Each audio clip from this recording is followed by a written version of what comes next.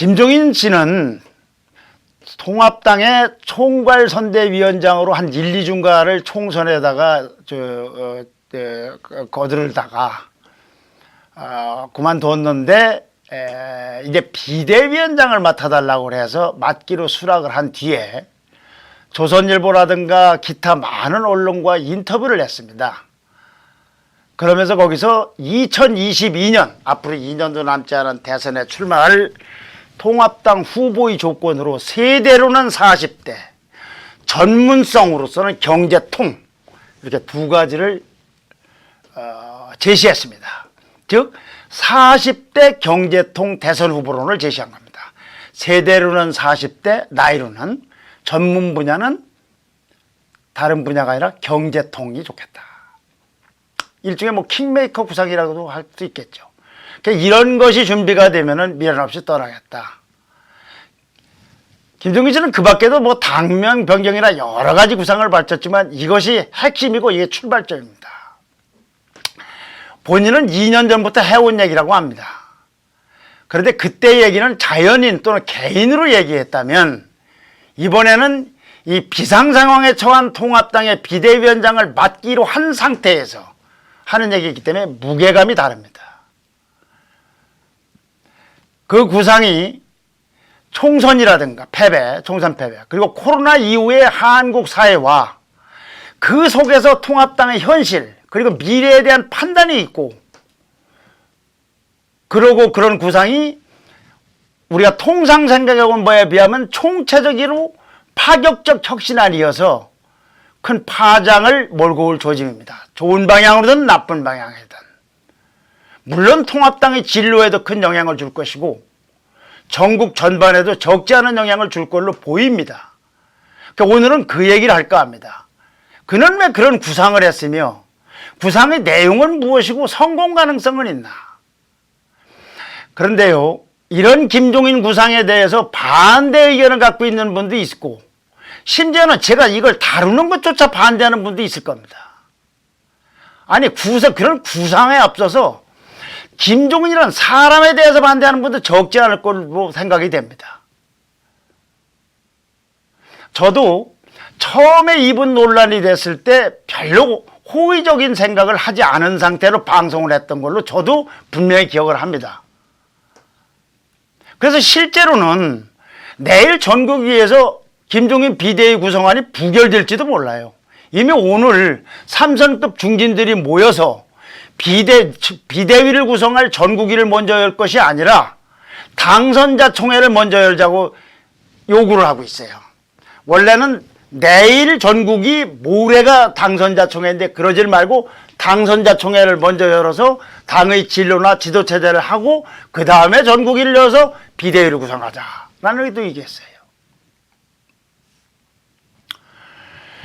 이런 상황이기 때문에 내일 예를 들면 전국위가 성원이 안 된다거나 표결을 했는데 부결되고 하면은 통합당은 겨우 그의 구상을 받아들이지 못할 거고 그렇게 되면 큰 물기는 그의 구상은 형성되지 않을 겁니다. 못할 겁니다. 그러나 40대 기술원이라든지 경제 전문가가 리더가 해야 된다는 주장은 그의 주장만은 통합당에서 채택이 되든 안 되든 보수 세력 안에서 진영 안에서 아니면 한국 사회에서 끊임없는 화두가 될 것이고 논쟁이 벌어질 겁니다. 뭐 더 비중이 있게 굴러갈지 작게 굴러갈지는 모르겠습니다만은 채택 안 된다고 해서 김종인 위원장이 비대위원장이 안 된다고 해서 그냥 없었던 걸로 그렇게는 안 되게 돼 있는 것이 우리 보수 세력의 현실일 뿐만 아니라 우리나라가 처한 현실일 측면이 있다 그걸 말씀드린 겁니다. 더군다나 통합당에서 낙선된 청년 후보들은 집단 행동을 하면서 이런 류의 목소리를 내고 있고 더 낼 태세이기도 합니다. 그래서 여기서는 오늘은 김종인이라는 사람하고 그의 구상을 분리해서 구상에 대해서만 얘기를 할 생각입니다. 거듭 강조드리지만 김종인이라는 사람에 대한 호불호나 당부당 얘기를 하려는 게 아닙니다. 그거는 모르겠습니다. 뭐 저도 어떤 생각을 가져야 될지 잘 모르겠습니다. 그러나 김종인 씨 불편한 분은 그러니까 그건 아니고 그분이 주장한 구상 그것만 띄어내서 자 우리나라에서 지금 누가 주장을 했든지 간에 40대 경제통 대선 후보는 이걸 어떻게 생각할 거냐. 그걸만을 갖고 주제를 갖고 말씀드리고자 합니다. 네. 박성진님 누구를 반대하고 안 반대하고 이런 말보다도 저는 오늘은 김동인 씨에 대해서 반대하는 분이 있다는 걸 충분히 압니다. 그러니까 그분 얘기는 놔두고 저렇게 우리가 그냥 누가 제가 얘기했다 해도 괜찮고 우리 박성진 님이 얘기했다고 해도 좋고 이용희 님이 얘기했다고 해도 좋고 40대 경제 대선 후보론 이거는 어떻게 볼 거냐 이건 어떻게 접근할 거냐 이 얘기만 하자 이 얘기죠. 네. 김종인 씨를 위해서 제가 변명할 생각도 없고 비판할 생각도 없었고 그냥 그거는 각기 알아서 생각을 하시고요. 네. 안녕하세요. 논두령님 늦었습니다. 네. 감사합니다. 먼저 이 얘기를 하기에 앞서서 이번 총선에서 통합당 거북이님 감사합니다. 네. 네, 이용희님 누가 됐든 보수는 하나됨을 보여줬으면 감사합니다. 네, 하나로 되는 방법을 갖고 저도 고민하고 여러분들도 고민하고 있을 겁니다. 자, 이번 총선에서 공천받아 당선된 한 여성에 관한 이야기를 하겠습니다. 이것이 그냥 에피소드가 아니고 다음 말로 이어지기 때문에 좀 길게 이용하겠습니다. 15살의 해녀인 엄마가 암으로 돌아가시고 아빠도 20세 무렵에 돌아가셔서 일찍 고아가 된 소녀 17살에 부산 방직공장에서 밤새 실타래를 돌렸던 여공 짝퉁 스카프를 만들어 팔고 나중엔 초밥집을 차렸는데 거기서 툭하면 칼에 손을 베었던 사람 뒤늦게 야간대학에 들어가서 5년간 사시준비 끝에 변호사가 된 사람 아프리카 남수산에서 봉사활동을 한 걸로 유명하신 고 이태석 신부님 같은 사람을 만나지 못해서 결혼을 하지 않은 사람 한 번도 결혼하지 않았으니까 한 번도 자신이 배 아파 낳은 아이는 없지만 지금 새 아이를 키우는 싱글맘 이분이 이야기입니다. 통합당이 총선 전 패배한 건 공감 능력이 떨어졌기 때문이다. 국민은 함께 울어주고 넘어지면 손잡아서 일으켜주는 정치를 그런 정치를 원하는데 우리 당의 모습은 폼 잡고 의전 좋아하는 것으로 비쳤다. 폼 잡고 의전 좋아하는 걸로 비쳤다. 폼 잡는 거. 이분이 누군지 아십니까? 이번에 부산 해운대 을에서 당선된 52세의 김미애 변호사입니다. 이분이 이야기입니다. 나는 보수의 가치를 신뢰하고 자유를 존중한다. 나는 진보의 위선이 싫다. 가난하게 태어난 사람이 부자가 되려고 노력하는 것은 박수받을 일이지 비난받을 일이 아니다. 열심히 일하고 살아서 내가 잘 살고 다가 잘 살아서 어려운 사람 돕고자 하는 그걸 나는 생각하는 사람이다. 그런데 한편으로 선거운동 때 왜 하필이면 다른 당이 아니고 그 당 소속으로 나왔었냐고 돌릴 때가 너무나 가슴 아팠지만 그래도 이 나라에선 보수의 미래와 희망이 있고 보수의 큰 자부심을 갖고 있다. 자, 이분의 이야기를 들으면서 개인적으로는 나는 왜 저렇게 열심히 진정성 있게 소박하지만 위대한 꿈을 꾸면서 살아오지 않았는가를 후회하면서 제 인생이 참 후회가 됩니다. 아, 나도 참 저런 분이 있구나. 15살에 엄마를 저렇게 하시고 20살에 저렇게 됐는데 저런 고생을 하면서 저렇게 하고도 그 과거에 대해서 응어리나 분노를 가지 않고 이런 생각을 하고 있구나. 자, 이제 그건 뭐 여기가 개인 얘기를 하려고 하는 데가 아니니까 그렇게 하고요. 그런 마음을 안고서 오늘의 통합당을 이분이 이야기를 들으면서 이분이 사랑하고 자부심을 갖고 있는 보수의 중심 통합당을 보면은 안타깝게 짝이 없습니다. 바로 이 얘기를 드리려고 인용을 했던 겁니다. 아마도 김종인 씨 생각도 더 절박했던 것 같습니다. 밖에서 당을 쭉 관찰하다가 총선 때 총괄 선대위원장으로 실제로 겪어보고 나니까 아마 2년 후에 대선이 굉장히 걱정됐던 것이 아닌가.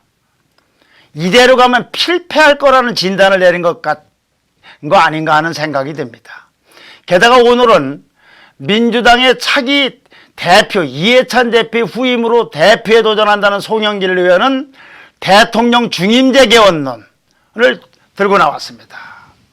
180석이고 다른 범여권을 합치면 190석, 10석만 있으면 개헌선을 가질 수 있는 이 어마어마하게 큰 공룡정당에서 차기 대표를 꿈꾸는 사람이 개헌론을 들고 나왔습니다. 이 개헌론이 그렇다고 되는지, 또 그렇게 하는 것이 옳은지, 통합당은 무조건 반대만 할 것인지, 그거에 대한 얘기는 조금 더 연구를 하고 나중에 말씀드릴 기회가 있을지 모르겠습니다만은, 일단 저렇게까지 공격적, 공세적으로 나오는 통합당 앞에서, 아니, 민주당 앞에서 김종인 씨는 22년 대선은 이대로 가면 필패라는 진단을 내린 것이 아닌가. 아마 이런 생각을 갖는 분이 김종인 씨 하나만으로는 안 끝날 겁니다.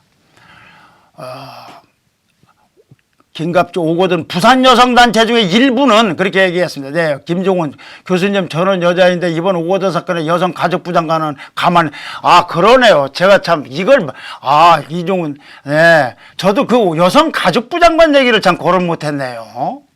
아이고 죄송합니다. 아주 좋은 의견 주셨습니다. 이런 거는 그렇게 저한테 묻지 마시고 저를 야단치셔야 됩니다.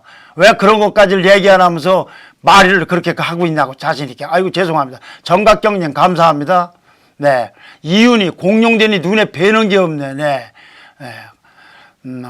보수의 같은 민주. 네. 왜 이런 생각을 하게 됐느냐?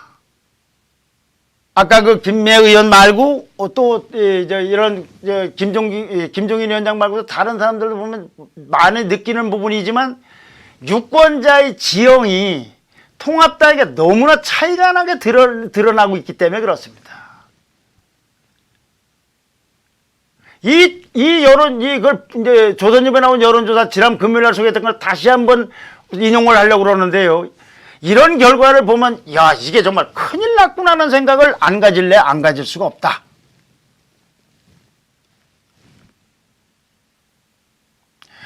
조선일보가 여론조사기관 매트릭스 리서치하고 총선 사후에 조사한 여론조사를 합니다. 총선 왜 저렇게 민주당이 압승했나? 여당이 잘해서 22%, 야당이 못해서 61%. 통합당에 대한 호감 20%, 비호감 73%, 3040 중심으로 세대교체, 공감 74%, 공감 안에 22%. 대부분은 3배요, 3배. 통합당에 불리한 쪽으로 3배다 그런 얘기입니다.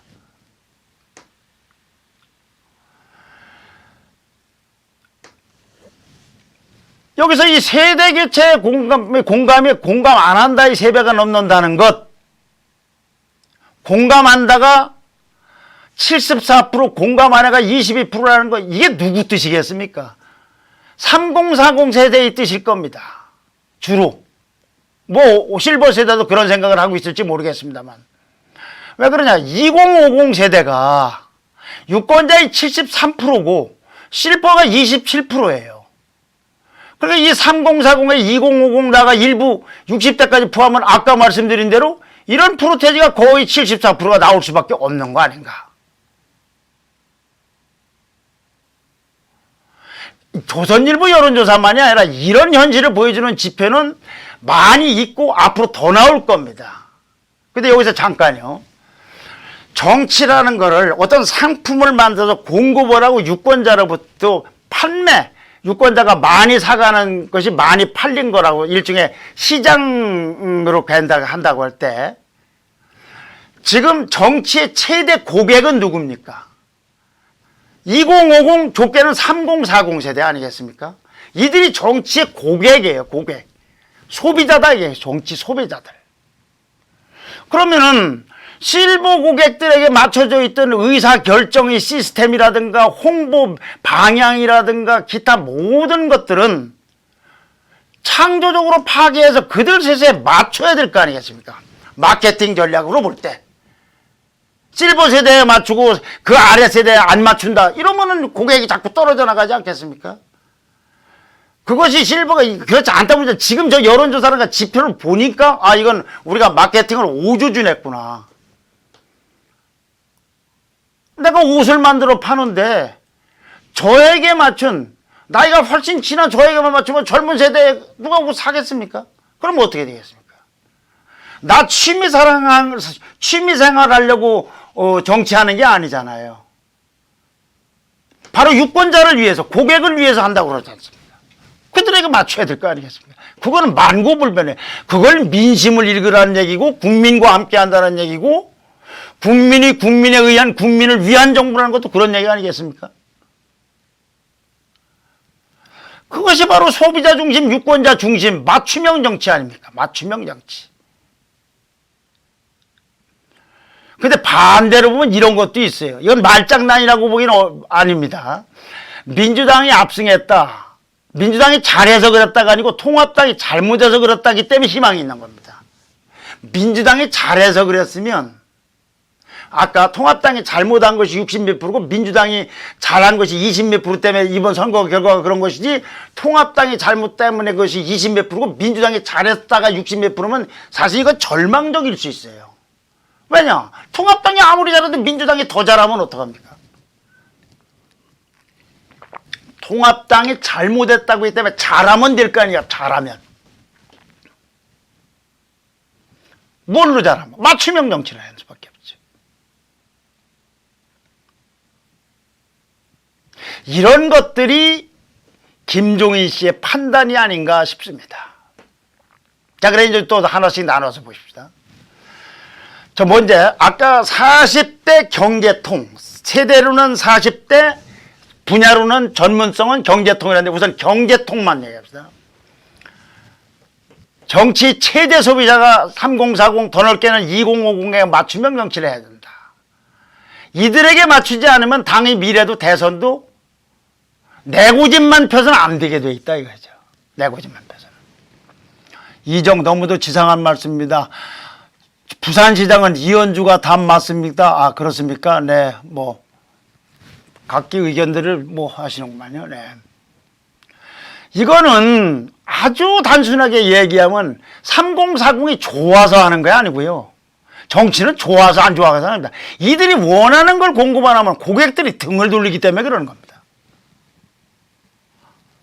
그런데 그냥 3040 저 사람들은 어린 사람들이다. 이건 아무것도 모른다. 하고서 그냥 끊임없이 수년 동안 수십 년 해온 우리 주장만 한다. 내 주장만 한다. 그건 정치가 아니죠. 혼자 독야 청청하듯이 천상천하 유아독존을 하는 거지. 이미 그들은 이런 식으로 하면 등을 돌렸고 앞으로 돌릴 거라는 걸 무수히 많이 경고를 하고 있습니다. 그런데도 소위 꼰대들이 관심사항, 자기들만이 관심사를 갖고 왈가왈부하고 갑론을박하면 이거는 시대 변화를 외면하고 있기 때문에 2040, 2050 세대는 아유 그냥 당신네들끼리 하라고 그러고 외면하는 거죠. 관심이 없어요. 그 찬반에 끼고 싶지를 않아 한다. 찬반에.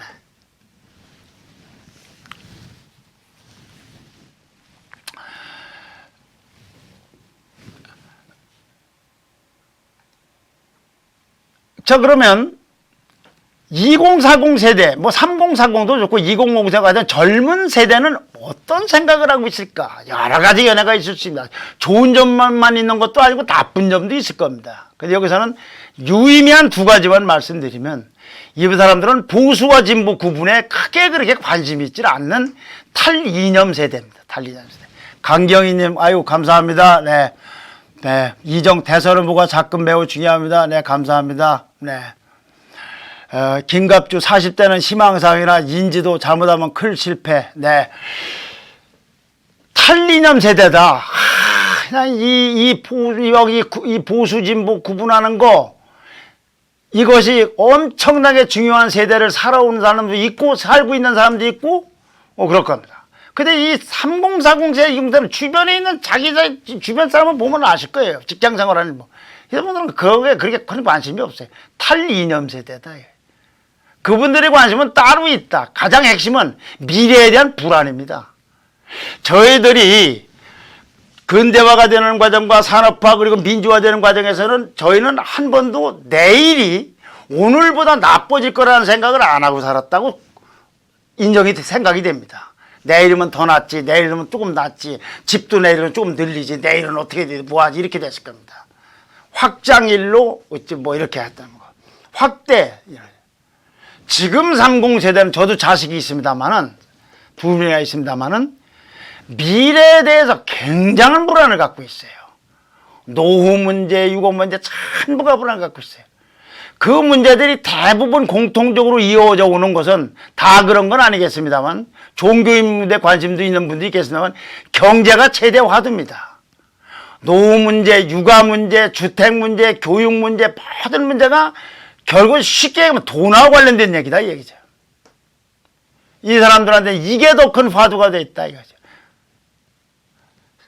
이들의 미래가 불안한 데서 시작이 되는 거예요. 불안한 데서. 지금도 이 코로나 때문에 내가 직장에서 소위 어떻게 되나 나는 어떻게 되나 너무 많은 불안을 갖고 있어요. 이런 세대들이 최대의 정치 고객이 돼 있는 것이지 벌어먹은 거 많고 한가하게 나이 들어서 세상만사를 논하고 있는 그런 사람들만 있는 건 아니다. 정치 고객이 있는 건 아니다. 그 얘기입니다. 이런 세대에게 다가서서 이런 주요 정치 고객에게 다가서려면 삶의 실질적인 문제, 생활의 실제 문제 해결에 주력해야 됩니다. 그들이 원하는 걸 공급해 줘야죠. 더군다나 코로나 이후를 생각하면 이거는 뭐 훨씬 더 중요한 문제가 돼 있다. 무엇이? 경제가 앞으로의 핵심 과제이자 담론은 아마 경제를 중심으로 돌아가지 않을까. 이래서 경제통 대선 후보론이 제기된 거 아닌가 싶습니다.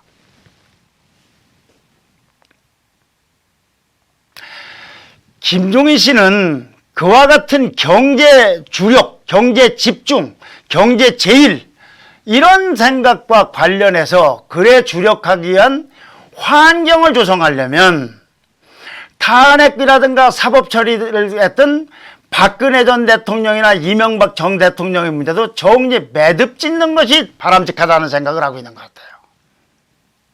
이것은 또 탈이념인 3040 세대의 뜻이기도 하고 이는 실버 세대와는 좀 다르다고 판단하고 있는 것 같습니다. 한마디로 앞으로 먹고 살기가 너무 힘들어서 또 앞으로 먹고 살기가 해결된다는 보장에 자신이 없기 때문에 그런 데다가 관심 쓸 겨를이 없다. 이런 생각을 하고 있다고 생각하는 것이 아닌가 싶습니다. 게다가 이번 총선에서 박근혜 이명박 문제는 평가가 내려졌고 이제 과거지사가 된 측면이 많이 있습니다. 예컨대 탄핵을 찬성했거나 반대했던 것이 당락을 가르지도 또 박근혜 옥중서신이 별 영향을 주지도 않은 선거다. 이것이 김종인 씨 판단인 것은 언론 인터뷰를 보면 한간에 쭉쭉 드러나고 있습니다.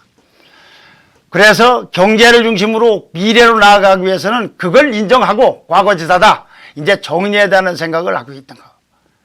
그 연장선상에서 이명박 박근혜 문제에 대해서 유감을 표명하던 사과를 하면서 과거사를 정리하겠다. 이렇게 되면 자연스럽게 탈이념 경제 집중이 가능한 걸로 판단한 것 같습니다. 또 나아가 그 시절을 이렇게 갈랐던 보수 중심 사고, 괴파 중심 사고, 친이 친파, 무슨 산업파, 자유우파 이런 구시대 언어하고는 결별할 생각이 아닌가 하는 것이 제가 해석한 김종인 씨의 구상입니다. 김종인 그러니까 경제통 대통령 론에 담긴 구상이다 그런 얘기죠. 네. 그런데 여기까지는 유권자 관점입니다. 정치 소비자인 유권자, 그 중에도 최대 고각인 2050 아니면 3040을 봤을 때 어떻게 하면 고객을 확보하고 고객에게 다가설 수 있는가 하는 유권자 관점에서 말씀드린 거예요. 자, 이제부터는 정치를 행위하는 사람, 정치 행위하는 사람. 그러니까 즉 정치 공급의 주체라는 관점에서 한번 보겠습니다. 아까는 수요자, 소비자, 이제는 공급자. 누가 정치를 공급하는데 주류가 돼야 될까? 정치 공급은 누가 주류가 되고 주체가 돼서 해야 될까? 이대로 지금처럼 하는 게 좋은가? 바뀌어야 되는가? 이 3040 맞춤형 정치를 공급하는데 누가 제대로 할 수 있는 것인가? 관성하고 타성에 젖은 기성세대나 중진들이 잘해낼 수 있는 건가? 이걸 다양한 각도의 생각을 올려놓은 것이 이 김종익 생각이 아닌가 싶습니다. 여기서 이제 아까는 경제통 대선 후보인데 이제 40대 하나가 덧붙여서 40대 경제통 대선 후보론에다가 그 앞에다가 이제 그것도 다른 세대가 아니라 40대가 하는. 우선 현실 속에서 요와 같은 기준에서 여야 차기 주자들을 보면 민주당은 차고 넘치고 통합당은 이미 시효가 지난 인물들이 많다. 이것이 김종익 씨 생각인 것 같아요. 민주당은 이낙연, 김부겸, 박원순, 이재명 기타 질비하고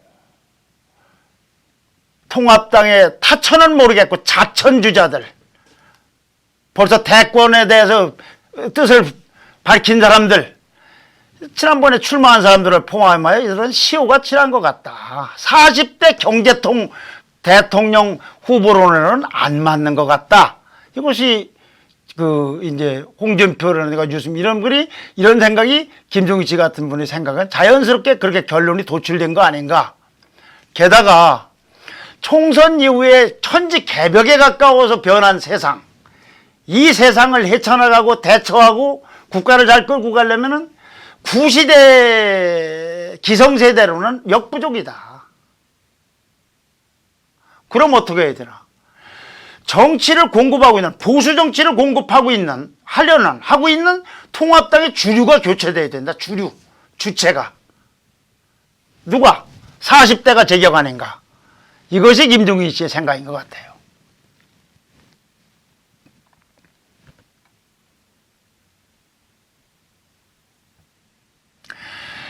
구시대 중진들, 그러니까 구시대들은 대체로 감각도, 실력도, 정치 행동의 행태도 영 이 3040 맞춤형 정치를 공급하기에는 맞지 않는 거 아닌가. 코로나에도 잘 맞지 않는 게 아닌가. 코로나 이후에도.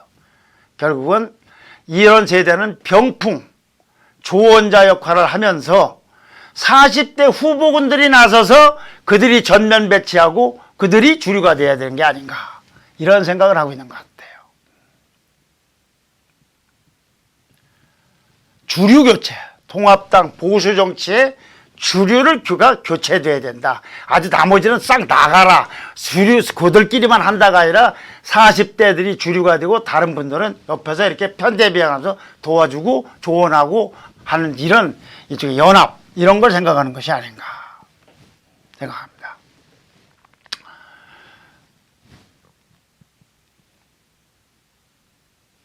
이렇게 40대를 주장하고 있는 것, 아까 이제 경제통까지 말씀드린 지금 오늘 이 대목에서 포인트는 40대인데, 40대 기술론인데요. 이걸 생각하는, 구상 속에는 마지막으로 이런 게 또 하나 생각해 볼 수 있습니다. 법여권을 한번 보자, 이거예요. 법여권을. 거기는 어디가 주축입니까? 어디가 주체입니까? 586입니다, 586. 이걸 겨냥한 것 같아요. 586은 그러나 기득권이 됐고, 앞으로도 더 될 세대입니다. 이 586은. 자, 상대방이 좌파 기득권, 우리나라의 보수 기득권 소리는 들었지만 좌파 기득권이 드디어 이제 굳어지고 있고 더 될 텐데 그런 세대하고 경쟁할 때 누가 가장 대척점에 있으면서 그들과 경쟁을 할 수 있는가? 9세대가 유리할까? 새세대가 유리할까? 김종익 씨는 새세대가 유리하다고 판단한 것 같아요. 왜 새세대일까? 무엇보다도 새세대는 기득권으로부터 비유적 자유로울 겁니다. 뭘 오래 했어야 뭐 기득권이 쌓이든지 말든지 했을 거 아니겠습니까? 그래서 이들이 가수의 일종의 아이돌처럼 성장을 해서 맞선다. 그러면서 비록 실패를 하거나 좌절되지만 희망의 바람몰이를 하고 흥행몰이를 해야 되는 것이 아닌가, 이런 생각을 하고 있는 것 같아요.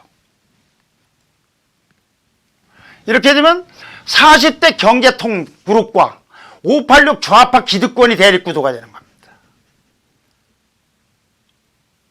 그리고 이건 장기전이 가능한 거예요. 장기전. 단기적으로 끝나는 게 아니라 40대 경제통 그룹과 586의 좌파 기득권에서 우리는 기득권 너희들이 좌파야. 너희들이. 우리의 옛세대하고 얘기하지 마. 우리하고 싸운다. 장기전을 할 겁니다. 최강호파 맞는 말입니다. 세수는 세부대. 네, 감사합니다. 네. 이게 어떤 생각을 하고 있는 것 같은 인상이냐면요. 만에 하나. 제가 만에 하나라는 건 저도 패배하지 않기를 희망하기 때문에 그렇습니다. 패배하기를 원하는 게 아닙니다. 2022년 대선에서 패배하더라도 의석 3분의 1밖에 안 돼서 기적을 이루어서 의석 3분의 1 갖고 집권한 사례가 우리나라에 없습니다만은, 이래서 성공하면 게 원하고 그렇게 될 거라고 믿고 싶지만 패배했다. 그러면 40대의 실전, 586 기득권 세력과 싸웠던 이 실전 체험은 그 다음을 봐서도 아주 유용한 경험이 될 겁니다. 실패해서 배우는. 왜 여기나 모자랐는가 하는 거예요. 여기하고 이들과 싸워서 저 기득권 세력을 정치권에서 소수로 밀어내고 보수의 참신한 세대가 다수가 되려면 기성세대보다는 이들이 낫다 하는 생각을 김종인 위원장은 하고 있는 것이 아닌가. 또 하나 중요한 부분이 있습니다. 조국 장관으로부터 더욱더 우리가 절감하게 느끼는 이 공정성 문제, 그 다음에 약자에 대한 배려, 포퓰리즘식으로 돈을 뿌리는 게 아니라 약자에 대한 근본적인 따스한 배려. 아까 그 김미애 의원처럼 여성 당선자, 싱글 새 아이를 기르는 그 부산 해운대 의뢰의 그 여성, 정말로 가난하게 살면서 부자로 살는 게 뭐가 잘못이냐고 하고 그걸 벌어서 가난한 사람 돕겠다는 그 마음을 가진 따뜻한 배려, 이런 배려를 갖고 트레이드 마크를 하고 있는 것이 좌파 기득권에게 엄청난 아킬레스건이 될 겁니다. 김매 당선자가 아까 그 당선자가 말했듯이 좌파의 위선이 부각되고 오히려 그들이 세월을 모르는 꼰대가 되지 않을까. 또 하나는 통합당의 부자당 이미지를 먹기 위해서도 절실한 게 아닌가. 이 공정에 대한 접근, 약자 배려에 대한 따스함, 이것도 기성세대보다는 30, 40, 40대가 훨씬 더 유리한 출발점에 있는 것이 아닌가.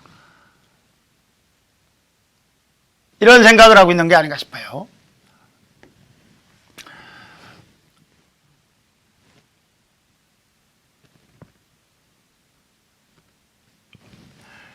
자, 김종인 구상은 실현될 것인가? 당 안팎의 저항이 대단하죠. 노욕이다. 부패 인사다. 아니다. 뭐 그럴 거 없다. 우리끼리 하자. 오늘도 중진 의원들이 모여서 그건 뭐 구상을 반대했다고 겉으로 얘기하는 것이 아니라 전국위를 먼저 여는 것이 아니라 당선자 대회를 먼저 열자라고 했다고 합니다. 홍준표 대표 같은 경우는 아주 그 예민한 반응을 보이면서 인신공격적 발언을 하고 있는 것 같아요. 홍준표 대표는 이번에 참 무소속으로 당선이 됐는데 참 대단한 저력이 있는 분이죠. 그런 선거에서 이긴다는 건 쉬운 게 아니거든요. 그런데 이 대선 때나 지방선거 때 졌을 당시 언행과 무엇이 얼마나 달라졌는지에 대해서는 저는 조금은 의문이 있어요. 그리고 또 김종인이 그런 구상에 대해서 중진들이라면 다 반대하냐? 그것도 아니에요. 뭐 반대하는 사람이 이제 조경태 의원도 반대하고 누구도 반대하고 왜 우리끼리 하지 왜 하냐 하고 있습니다. 그런가 하면 정진석 의원 같은 경우, 이런 분들은 신상진 의원 같은 경우도 찬성을 하고 있어서 누가 더 많은지 하여튼 갑론을박중이에요. 그래서 다만 찬성하는 사람도 그룹을 형성하고 반대하는 사람도 그룹을 형성해서 그룹을 목소리로 나오지는 않고 중구난방으로 이렇게 나오고 있는 것 같아요. 여기서 반대하는 중진들에게 한 가지 궁금한 게 있습니다. 찬성하는 사람들에 대해서 궁금한 게 있고, 그건 이겁니다. 처음에 말씀드렸던 대로 김종인이 싫은 겁니까? 김종인의 구상이 싫은 겁니까? 김종인이 구상이 싫은 걸 김종인이 싫은 걸로 호도하는 건 아닙니까? 40대 경제대통령 후보론이 되면 내 입지가 좁아지고 어려워지니까 그걸 바탕에 깔고서 김종인은 구시대 인물이다, 80 노인이다, 뭐다 하고 반대하는 건 아닌가요? 그럼 만약에 김종인 씨가 나가더라도 김종인 씨 구상은 받아들일 수 있을 건가요? 또 반대로 찬성하는 의원들도 마찬가지예요. 김종인이가 좋은 겁니까? 김종인 구상이 좋은 겁니까?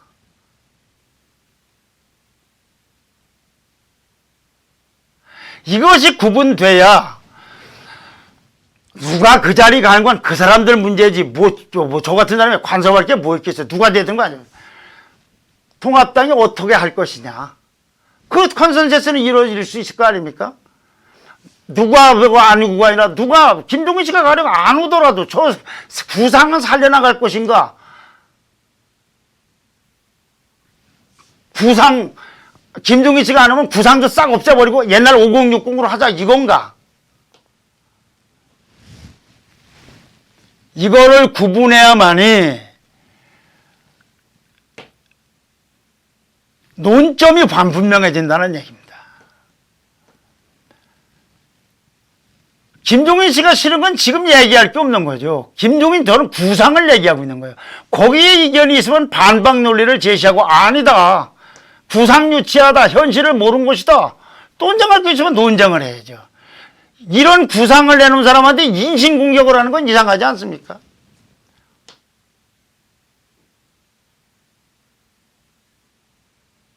김종인 씨가 대단하다기보다는 저는 김종인 씨 구상이 대단한 것 같은데 그 구상에 대한 찬반 논란을 벌쳐야지 어째서 이 사람은 무슨 메시대 원죄 인물이고 부패했고 뭐했고 그게 무슨 의미가 있는지.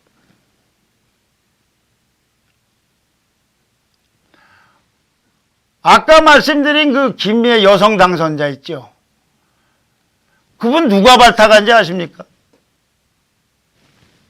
이것도 굉장히 시청자분들께서는 화가 날지도 모르겠는데 니수님 네 감사합니다. 김세현 의원이 발탁한 사람이에요. 김세현 의원 하면 너 난리를 치는 분들 계신데 아니 그러나 김세현 의원에 대한 찬반을 놔두고 그런 분을 발탁했고 그분들은 그런 당선자가 얼마나 괜찮은 사람입니까? 그냥 김주인 하는데 김세현은 안 돼. 김세현이 하는 주장 중에 옳은 건 받아들일 수 있고 안 받아들일 수 있는 것이지 말이 틀다고 해서 그것까지 하는 건 좀 이상하지 않는가.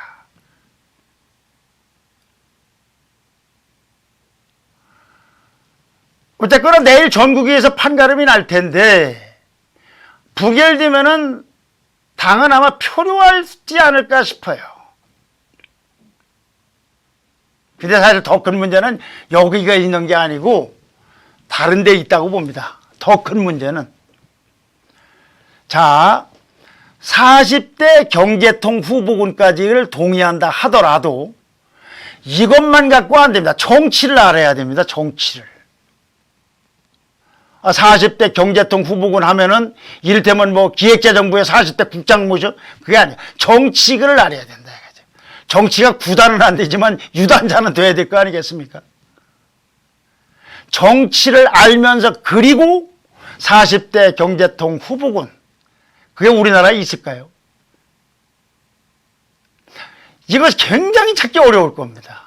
정치를 알면 경제를 모르고 경제를 알면 정치도 모르고 어떤 경우에는 정치도 모르고 경제도 모르고 이걸 어떻게 찾아내야 되나. 그건 아마 40대뿐만 아니라 50대까지 범위를 넓혀도 그럴지 모르겠어요.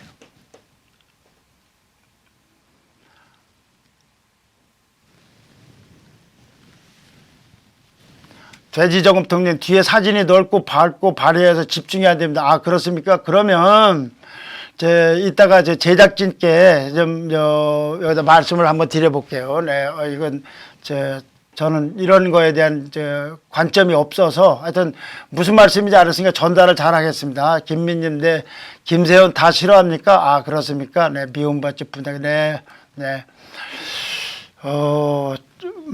저는 김세현 의원 주장을 대변하고 뭐 이런 것보다도 하여튼 그 여자 당선 감동적인 분을 이분이 김세현 의원이 발탁했다. 안 하려고 하는데 설득하고 설득해서 모셔왔다더라. 그 얘기를 벌이는 겁니다. 네. 그래서 저는 아마 이 김종인 씨가 이와 같은 주장을 한 것은 꼭히 40대면 되고 51세는 안 되고 39세는 안 되고 이런 개념이 아니라 우리나라가 큰 틀로 봤을 때 젊은 세대에게 사회를 움직이는 근본적인 작동권 여기를 넘겨주고 그리고 가급적이면은 경제를 많이 하는 사람이 돼야 된다라는 그런 메시지를 던진 것이지 요거 아니면 안 된다 이렇게 하고 누구를 또 염두에 두고 한 것 같지는 않아요. 우리가 이제 너무 이념 정치 쪽으로 해서 누구는 어떠고 이렇게 하지 말고 실제적으로 코로나 위에 닥칠 코로나 경제 여기에 대처할 사람을 누구든지 좀 폭넓게 찾아보자.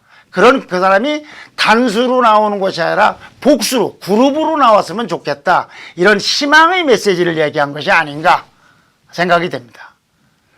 그렇기 때문에 김종인 씨가 비대위원장이 되든 안 되든 또는 비대위원장이 돼서 그의 구상이 성사되든 안 되든 간에 이 40대 경제통 대선 후보론이라는 것이 갖고 있는 메시지 그것이 뜻하는 바 그것이 지향하는 점은 통합당의 진로나 심지어는 통합당의 정체성이나 또는 차기 대선 구도와 관련해서 영향을 미칠 거다.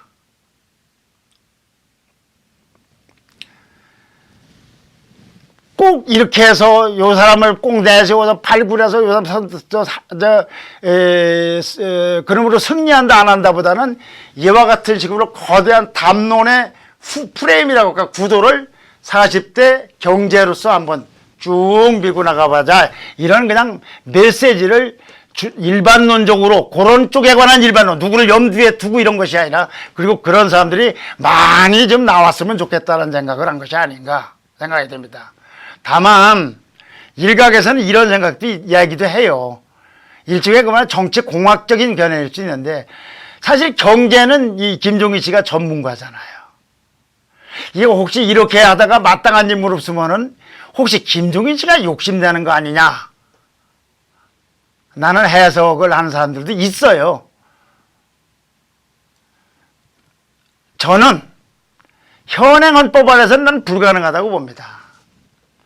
그러나 아까도 얘기했지 여권에서 일각에서 나오는데 좀 뭐 개각 논의가 나오고 개헌 논의가 좀 나오고 있던데 이렇게 만에 하나 개헌이 된다. 그럼 어떻게 될 거냐? 그거는 금방 할 것이 아니라 준비도 하고 연구도 하고 분석을 해서 설명드릴 사안이지 여기서 쉽게 언급할 사안은 아니다. 다만 현행 헌법 안에서 40대를 주장했다가 안 되니까 그럼 없으면 내가 한번 이거는 불가능할 거라고 봅니다.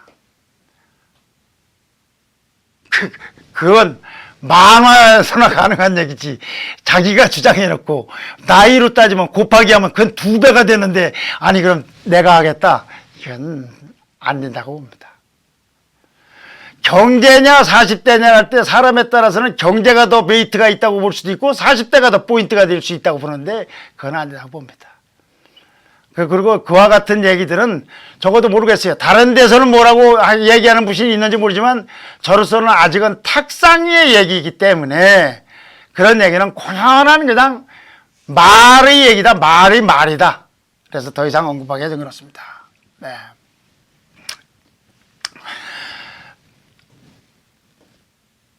그러나 만에 하나 성공을 하면 한국 사회는 엄청난 세대혁명의 소용돌이 속에 들어가고 그 점화가 될 겁니다. 40대 경제 대통령이 후보로만 나오더라도 그 사람이 뭐 대통령 선거에서 이기는 그 차원이면 말할 것도 없지만 통합당에서 이런 40대 경제 대통령 후보가 출연한다면 그건 지금 우리가 막연하게 김종인 씨는 옳다 그르다 뭐 누구는 된다 안 된다 수준이 아니고 엄청난 변화가 우리 앞에 이끌 겁니다. 그거는 세대 혁명이라고 해도 다르지 않을. 여기서 흔히들 예를 드는 게 있죠. 1969년도 일입니다. 당시 공화당에 의해서 삼선개헌이 강행 통과된 후에 김영삼 의원이 신민당에 처음으로 40대 기술원을 제창했습니다.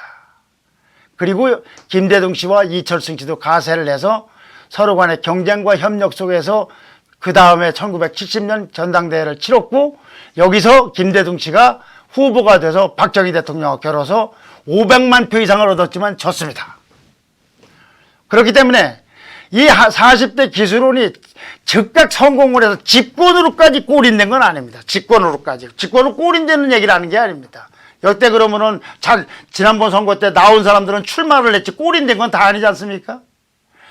성공 집권으로 이어지지 않았지만 23년 후 김영삼 씨가 먼저 집권했고 그 5년 후에 김대중 씨가 집권했습니다. 이 장구한 세월이 갔지만 이때 나온 40대 기술원이 수십 년간 한국 정치의 기본 틀이 됐었습니다.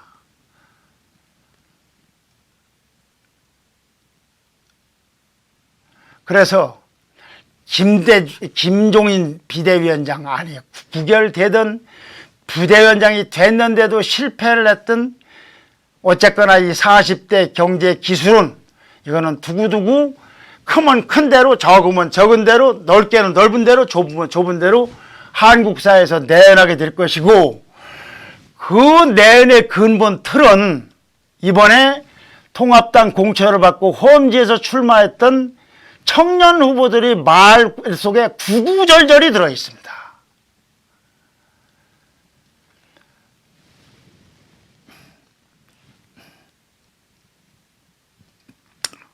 네, 하여튼 여기에 제가 너무 건너뛰느라고 다 보지를 못했습니다만은 이거 잘 안 되네요.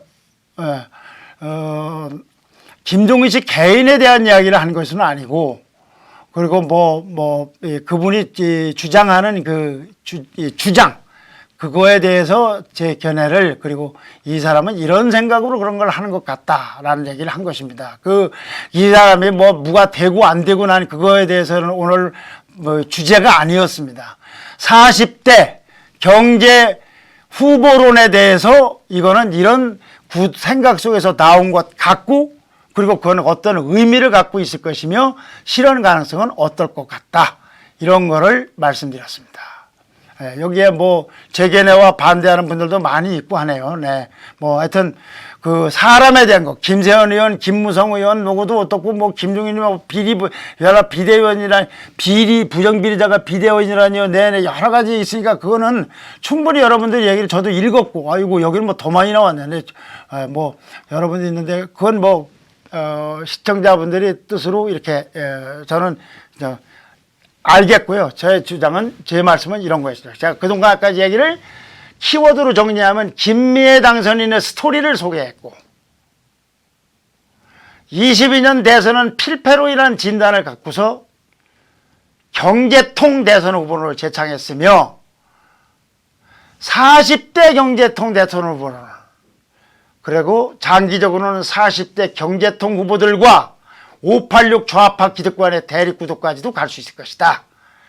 김종인 구상은 실현될지 안 될지 여기에도 강조했고 성공하면 사회 전반에 세대혁명이 점화될 것이다. 그러나 성공하지 않더라도 저렇게 꺼내진 말은 실버 세대가 어떻게 생각하는 간에 그 현상 그 자체로 동력을 받아서 굴러갈 것이다. 그리고 거듭 3번 4번 말씀드리지만 이 자리는 김종인 위원장이 옳으냐 그르냐는 사람에 관한 이야기를 한 것이 아니라 김종인 씨가 얘기한 40대 경제통 대선 후보론에 대해서 얘기를 한 자리였다.